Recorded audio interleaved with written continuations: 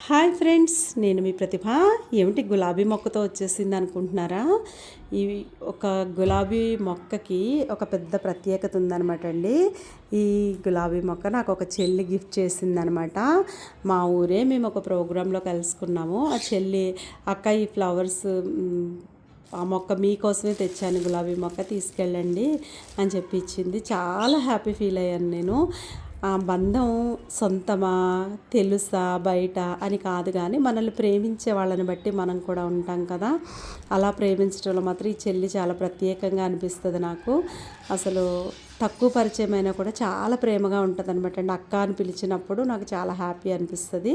So ఇది నాకు ఎంతో చక్కగా ప్రత్యేకంగా అనిపించింది అనమాట. ఈ మొక్కను నేను వేద్దాం అనుకుంటున్నాను. ఇంకా ఎక్కువ పూలు పూచి చక్కగా అందంగా తయారవ్వాలి. మీరు కూడా చూస్తారు నా చిన్న సంతోషాన్ని అనేసి.